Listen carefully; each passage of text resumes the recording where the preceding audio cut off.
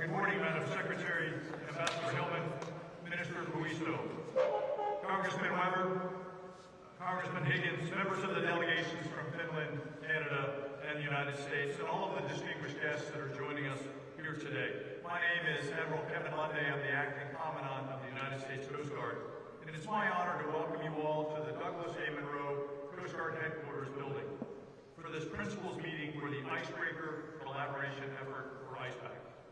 Today marks a significant milestone in our shared commitment to advancing Arctic security, industrial cooperation, and workforce development. Together, we're forging a path to ensure that our nations are equipped to meet the challenges of the polar regions while fostering economic growth and innovation. We're very honored today to be joined by Ambassador Hillman, Canada's ambassador to the United States, and Minister Puisto, Finland's Minister of Economic Affairs. Thank you and your teams for making the long journey here to Washington, D.C., and thank you for your efforts to make ICE Pact a success. Your leadership and dedication to this trilateral partnership have been instrumental in driving the progress that we celebrate today. It is my honor to now introduce for opening remarks the Secretary of the Department of Homeland Security, the Honorable Kristi Noem. Secretary Noem brings proven leadership experience, a commitment to public service, and a focus on national security and efficient government that drives our Department of Homeland Security's mission to safeguard the nation. Madam Secretary.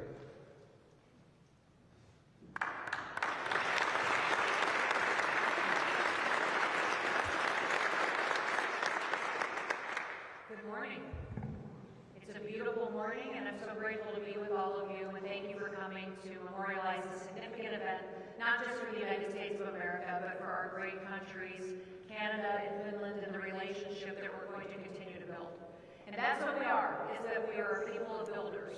We have a president that has spent his lifetime and his legacy building things, building relationships and projects and futures with the work of his hands, the legacy of his family, but also with a vision for the future of this country.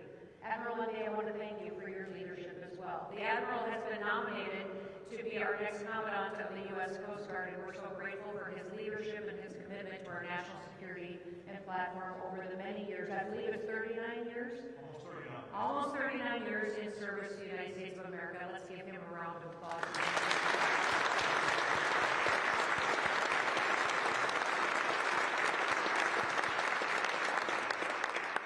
Congressman Higgins and Congressman Weber, thank you for coming today. You have led with distinction.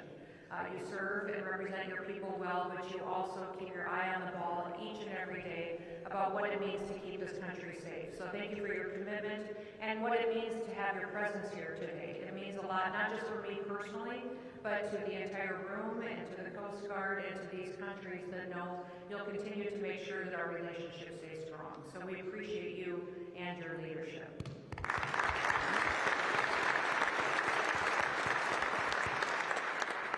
To the Ambassador and Minister, thank you. This is a wonderful opportunity for us to continue to work together and to collaborate for the strength of our countries. As you know, I'm Kristi Noem. I am honored to be the Secretary of the Department of Homeland Security, and today is not just a great day for the United States of America, but for the entire Western Hemisphere. Alongside our partners here from Canada and Finland, the Trump administration is taking a monumental step forward to protect the Arctic against our enemies, bringing good jobs to our American shores in the process, and also strengthening our commitment to our alliances in the region. I do want to thank my counterparts, the Minister of Economic Affairs, Sakari Busito, and Ambassador Kristi Noem, for joining me here today. I want to thank the Ambassador, who I had the chance to know previously to this role, but also made a new friend in the Minister. I'd also like to thank Admiral Lunday and Mr. Sean Planky for their leadership of the U.S. Coast Guard. Both have been absolutely essential to rebuild rebuilding America's icebreaker fleet. And thank you to all the other industry partners who are in the room, and thank you to those other members of Congress that have committed to getting us to where we are here today. We could not simply have done this without all of you. Today is a major milestone in the race to secure the Arctic for all of our countries. The Arctic is the world's last, most wild frontier, and our adversaries are racing to claim its strategic position and its rich natural resources for their own. If we give up that high ground, then we will condemn future generations to permanent insecurity, and we're not going to let that happen on our watch. This is what brings us here today. To thrive in the Arctic, we need icebreakers. But if we're going to get those icebreakers that we need to secure our supply chains, and we need to invest in bringing our manufacturing back here home to our American shores. And that's why ICE Pact is such a big deal. It's not just a symbolic agreement, it's one that is delivering tangible results for all of our countries. It's powering our economies. It's strengthening our collective Arctic defense, and it's bringing us one step closer to rebuilding our icebreaker fleets. America has been in the Arctic region for over 150 years. And now, once again, we're acting together as one under the leadership of President Trump. Already we're seeing the fruits of his leadership, and in August of 2025, we commissioned the U.S. Coast Guard cutter Storis, the first polar icebreaker acquired by the Coast Guard in over 25 years. But commissioning the Storis was just the first step. Thanks to the funding secured by President Trump's leadership and members of Congress that are in this room, we are dramatically expanding our icebreaker fleet. The Coast Guard's polar security and our new Arctic security cutter programs are moving forward full steam ahead. We're working hard to develop, to build, and deploy these critical assets so that we can have our warfighters ready all the time and on record time. And this meeting could not have come at a better time. Soon after the Storis was commissioned, Chinese research vessels openly operated in and near U.S. Arctic waters. Their goal was clear. They wanted to test America's resolve. The Coast Guard responded immediately. In fact, we deployed the cutter Healy and a fleet of air assets to the scene, and we escorted those intruders out of our waters. Our rapid response sent a clear message. Under President Trump's leadership, we will defend our sovereignty. And I can guarantee you that President Trump is committed to this mission. In October, he signed a memorandum on Arctic security cutters in the Oval Office, emphasizing the urgency behind delivering these icebreakers to the fleet. And ICE Pact is going to help us make that happen. By pooling our resources and our expertise, we are going to deliver these vessels on time, and we're going to minimize our costs. Just this year, the Canadian shipbuilder Davies announced a $1 billion investment in U.S. shipyards to build icebreakers right here in America. And companies from Finland are teaming up with American shipyards to deliver new, cutting-edge icebreakers. Both efforts are going to continue to create long-term, well-paying jobs for U.S. American-born workers. And on that note, I'm proud to announce the release of the ICE Pact U.S. National Defense Workforce Plan and Development Plan. This plan is going to set the stage for rebuilding our shipyards and revitalizing an industry that has been left on the wayside for far too long.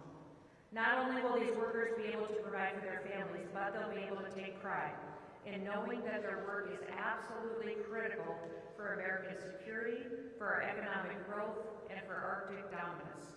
This plan will set the stage for future efforts to join even more programs in 2026 and beyond far into the future. Finland and Canada are essential to the success of that mission. And American shipbuilders are some of the most innovative, dedicated, and hardworking individuals in the world. But they have been let down by the policies that put America last. That is changing today. Through initiatives like the Workforce Development Plan, President Trump is bringing this proud industry back to life. And under his leadership, America is restoring our Arctic and our maritime dominance. So thank you again, Minister Cito and Ambassador Hillman, for your nation's willingness to join us on this mission. May God bless you. May God bless the people of Finland and the people of Canada, and may God continue to keep his hand in protection reflection on the great United States of America. Thank you.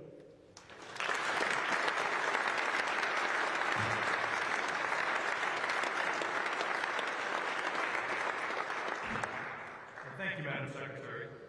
Next, I'm delighted to introduce Ambassador Hillman, Canada's ambassador to the United States. Ambassador Hillman has been a driving force between Canada's contributions to the ICE Pact, particularly in advancing procurement reform and industrial partnerships.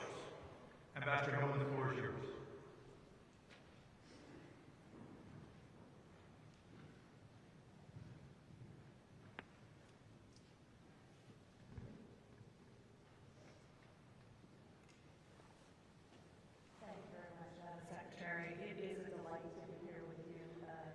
Again, and spend some time. This is a very important meeting for us, and we are very delighted to be here with you and colleagues. And it's a pleasure to be here with you too, Mr. Kristo, for this historic, I think, meeting between our three countries that solidifies our strong effort and commitment to the Icebreaker Coalition effort. Today, there is no doubt that we face an increasingly dangerous world. And it is important in these times to build on the relationships with our key allies. Canada, the United States, and Finland are all making economic and security decisions that meet the moment.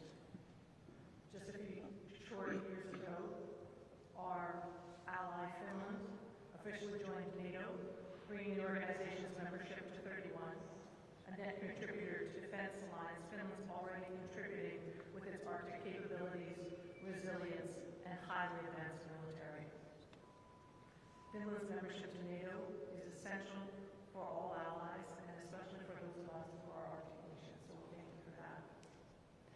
And every day, of course, Canada and the United States demonstrate our abiding commitment to each other's security.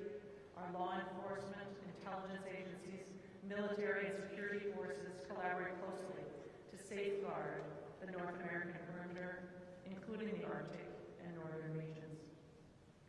Canada is taking a number of steps to ensure that we remain a strong and steadfast ally for the United States, whether it's on land, air, or sea.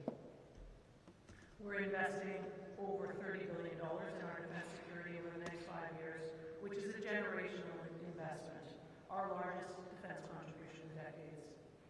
And we're accelerating investments in the years ahead on the path to meeting NATO's 5% pledge by 2035.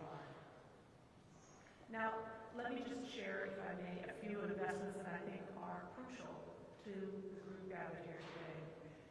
Canadian and American armed forces have jointly defended our North American airspace through the North American Aerospace and Defense Command, or NORAD, for over 65 years. But we need to keep pace with evolving threats. And so, Canada is investing in NORAD modernization by enhancing infrastructure, control communications, surveillance, air weapon systems, science, and technology. Specifically, as Arctic allies, we're dedicated to securing our northern regions, and now more than ever, with the threats the Secretary has referenced and geopolitical competition in the Arctic. The ability of our armed forces to protect our sovereignty and respond to threats in the Arctic is essential. It is also a tenet of our national nation-building projects in Canada. For example, our new Arctic Infrastructure Fund is going to expand infrastructure in the region, including deep-water ports and a sea-lift infrastructure to support military as well as non-military functions. Our new Arctic Economic and Security Corridor will include an all-weather dual-use land and port-to-port infrastructure that will increase the capability of Canadian armed forces in the North. And we lead Canada in monitoring the North. We take this responsibility very seriously and are bolstering our capabilities, including by establishing Northern Operational Support Hubs and a new satellite-to-ground station so that we can provide year-round presence in the Arctic. These investments will expand Arctic and maritime surveillance and strengthen cyber and space capabilities. But of course, we're also modernizing our maritime fleet to enhance our ability to operate in Arctic waters. In Canada, in 2010, Canada launched the National Shipbuilding build modern vessels, including many new icebreakers that are going to strengthen our ability to protect our sovereignty and improve our operational capability. It has positioned us well to participate in this cooperation in the ICE Pact today. By investing in cutting-edge ship designs and advanced Arctic capabilities, we've developed world-class expertise and an ability to deliver state-of-the-art vessels to meet the challenges of the future. We continue to make new maritime investments and stand ready to share our expertise with all of our allies to support a sustainable, peaceful Arctic and to uphold international rules and standards in the region. And of course, as we know, and why we're gathered here today, partnerships such as the ICE Pact are a critical component of ensuring security and sovereignty in the Arctic. By creating this framework to design, build, and maintain the best-in-class Arctic and polar vessels, including icebreakers, this partnership enhances information exchange, industrial collaboration, and research and development to ensure that all three of our nations can respond effectively to Arctic challenges. Since our countries signed the ICE Pact Memorandum of Understanding last year, meetings such as this one have laid foundations for big announcements and moving forward as we are today. Just last month, we celebrated the U.S. launch of the Icebreaker Fleet Renewal Initiative that will be supported by Canadian shipyards. And both Canada and Finland, who are recognized leaders in icebreaker design and construction, will leverage our expertise to maximize joint capabilities with our American friends and colleagues in icebreaker development. In this case, the United States has selected a multi-purpose icebreaker design developed by Canada's Seaspan and Finland's Aqua-Arctic for 6 of its new Arctic security cutters. Canada's Chantier Davy, working through its shipyards in Finland and the United States, will contribute to the fleet renewal by building 5 icebreakers. This type of collaboration, facilitated by the ICE Pact, is not only a step towards maritime security, but it drives economic growth, innovation, and supports many good-paying jobs here and in all countries. The joint statement of intent that we're signing today will make sure that we build on this work. Central to that statement is our continued commitment to strengthen our combined industrial capacity and cooperation, and so we will work even closer together with our ICE Pact partners to help keep the region safe. In particular, in 2026, we're going to work to further enhance our industrial cooperation, to boost our combined shipbuilding industries, to design, build, and market Arctic and polar icebreakers and other vessels. We'll emphasize workforce development, including exchange of personnel for training among the participating countries. And we will work to determine the best technology, design, and method to produce the best-in-class icebreakers. To ensure that we remain the best in the world, we will promote even more research and development initiatives and benefit from the expertise and innovation of each of our 3 countries to advance the technology for polar vessels. So we're delighted to be here today, signing a joint statement of intent alongside our dear colleagues, and we're looking forward to our discussion a little later on to find ways to continue to meet the moment, this difficult moment, but a moment that, working together as allies, we are confident that we will be able to meet and succeed. Thank you very much.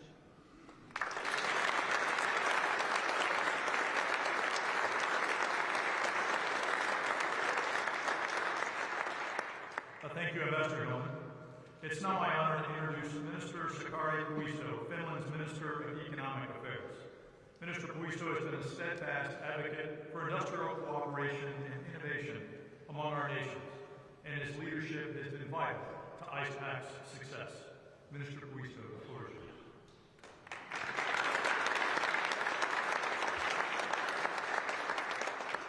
Thank you, and good morning, everybody. Distinguished government leaders, Secretary Noem, Ambassador Hillman, highly esteemed members of Congress, colleagues, industry representatives, friends, Admiral. We are gathered here to celebrate more than a 1-year milestone in ICE Pact cooperation. We are celebrating the continuation of a vital alliance, one forged in the harshest environment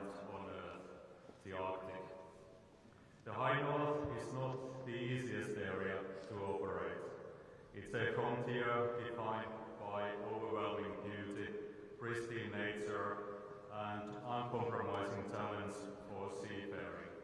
It demands respect, resilience, and above all, right type of capabilities.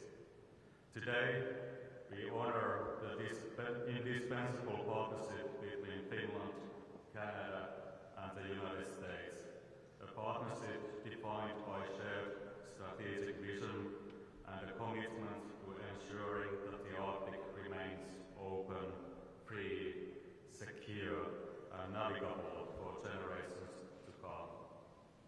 This cooperation is fundamentally enabled by a critical piece of engineering, an icebreaker. And that brings us to the heart of the matter, the reason this partnership is so uniquely successful. Ladies and gentlemen, when we talk about breaking ice, we are not just talking about mechanics, we are talking about national competence. For Finland, navigating ice is not merely a technical skill. It is our maritime heritage, ingrained in our culture for more than a century. It began not as a strategic military imperative, but as an essential requirement for survival and trade. If our ports froze, our economy froze. With this experience, Finnish innovation sets the global standard for icebreaking technology. When Canada and the United States partner with Finland, you are not just acquiring a vessel, you are investing in proven resilience and the cutting-edge know-how and proven shipbuilding capabilities. We have pioneered multiple technologies and innovations now used worldwide. The advanced hull shapes, special materials, paints, electric propulsion, the azimuthal propulsion systems, which is a maritime propulsion systems where propellers are mounted so that they can rotate 360 degrees, and the ability to operate reliably year-round in extreme conditions, both in the Baltic and polar regions. The expertise is not theoretical, it is tested and guaranteed by millions of nautical miles logged in the world's most challenging ice conditions. This deep knowledge and closely knit icebreaker ecosystem, from the designers in Finland to the steelworkers in the yards, is what we bring to this partnership and in a timely manner. We offer not just capability but confidence. The confidence that these critical vessels will perform when needed, safeguarding your security, your missions, and the future of peaceful Arctic for all of us. Esteemed attendees, the Arctic is changing. As climate shifts, so does the strategic role of the Arctic. It means more activity, open shipping lanes, and a more important region for national security. The need for reliable, powerful icebreakers has never been more acute. Icebreakers enable us to maintain sovereignty, to assert presence, provide search and rescue, national defense, and necessary logistical support to remote communities and to enable commerce. To keep global sea lanes open, connecting our economies across the northern passages. This is why our trilateral cooperation is a model for the world. It demonstrates that security and development in the Arctic are best achieved through shared commitment, shared resources, and shared technology. But the challenge is hard and complex, like ice. The steps we have already taken are significant. Joint constructions of the vessels is the most effective way to get things done and gradually build the confidence and capacity up. It is inspiring to see the new icebreakers forming at the shipyards. We are not just building ships, we we are building a more secure and stable Arctic future. The meeting today is a powerful reminder that the best solutions are built together and the greatest challenges are overcome through trust. Finland is proud to stand with our partners and allies, the United States and Canada, lending our specialized knowledge to this indispensable mission. We pledge to continue pushing the boundaries of joint Arctic shipbuilding and engineering, ensuring that the vessels we deliver are not just excellent, but best in class.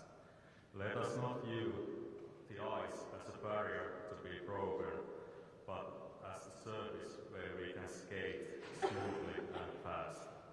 We look forward to the enduring ICE Pact partnership between Finland, Canada, and the United States to encourage that all the men and women who design, build, and operate these very magnificent ships. Kiitos. Thank you very much.